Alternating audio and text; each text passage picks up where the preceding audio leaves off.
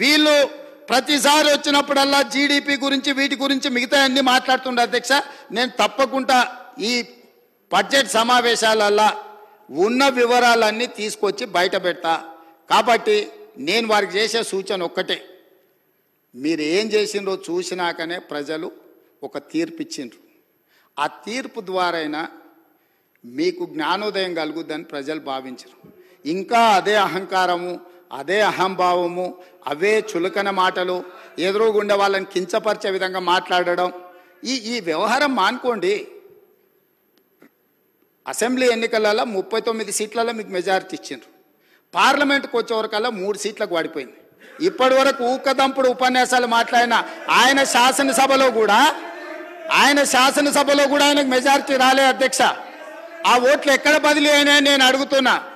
అసెంబ్లీలో డిసెంబర్లో 39 సీట్ల మెజారిటీ వస్తే పార్లమెంటుకు వచ్చేవరకల్లా 39 శాసనసభలలో 3 మిగిలినాయి అధ్యక్ష. 3 దుబ్బాక ఉంది. ఆ పక్కలో కూర్చున్న మిత్రుడు ఏదో కష్టపడి ఓట్లే ఇచ్చినట్టున్నాడు. ఇవాళ సిరిసిల్లలో కూడా మెజారిటీ కోల్పోయింది. మాట్లాడే ముందు ఆ లెక్కలు చూసుకోవాలి. ఇవాళ మేము 8, మాకు 2014లో 2 సీట్లు వచ్చినాయి, 2013లో 3 సీట్లు వచ్చినాయి, 2019లో మాకు 8 సీట్లు వచ్చినాయి అధ్యక్ష. అంటే ప్రజలలో ఉండి మేము పనిచేయడంతో వరుసగా మేము నెంబర్ పెంచుకుంటూ వచ్చినాం అధ్యక్ష.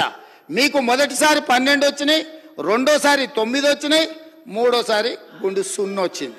గుండు 0 వచ్చినాక కూడా బుద్ధి మారకపోతే ఎట్లా అధ్యక్ష? ఇప్పటికైనా విధానాన్ని మార్చుకోండి. తెలంగాణ ప్రజలకు క్షమాపణ చెప్పండి.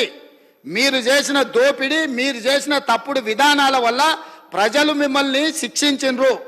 దాని నుంచైనా మీరు గుణపాఠం నేర్చుకొని పద్ధతి మార్చుకొని తెలంగాణ ప్రజల యొక్క హక్కుల కోసం ముందుకు రావాల్సిందిగా వారికి సూచన చేస్తున్నా అధ్యక్ష.